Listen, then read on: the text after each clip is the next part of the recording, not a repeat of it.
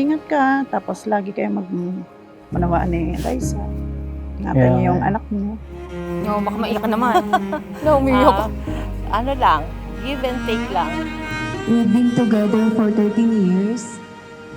Time flies so fast, parang kailan lang high school classmates lang tayo. I never expect na magiging tayo pala sa huli. God really answered prayers.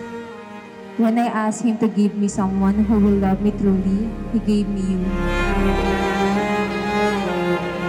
Bakit kayo narito? Isa lang. Mahal ninyo ang isa't isa. Kaya ang kasal na ito, pagdiriwang ng buhay, pagdiriwang ng pagmamahalan, at pagdiriwang ng kaligayahan. Ain't it funny how Isa. love hits you when you least expect it? 15 years. Anytime, Fourth year high school tayo doon. Unang araw, I thought it was unang klase. Yun yung unang beses then you came kitang along, nakita at nakilala. changed everything. At sa wakas, Just nandito na tayo. Naging mahaba man at matagal.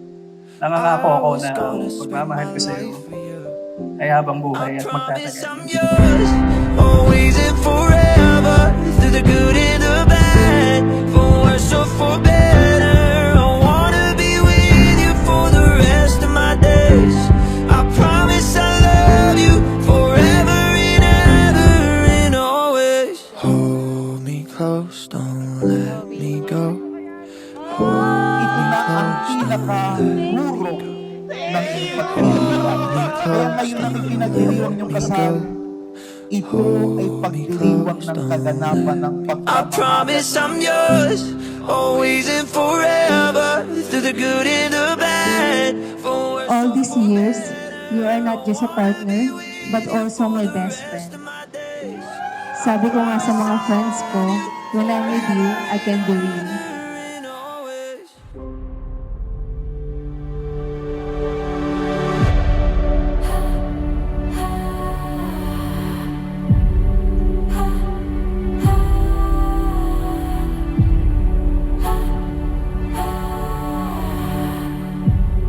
Kaya ngayon palang aminin yung dalawa.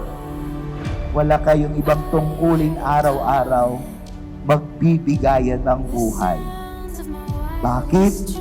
Gusto ninyo maging masaya.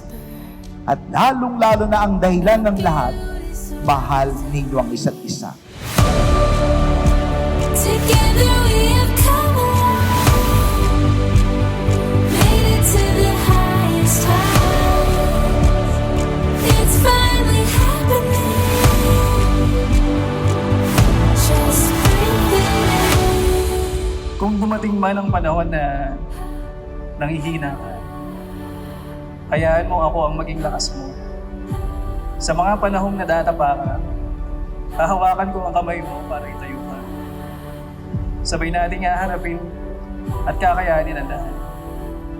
Today, I promise to love you, to give my best to be the best wife and mother to our child, and we will help each other achieve our goals and dreams.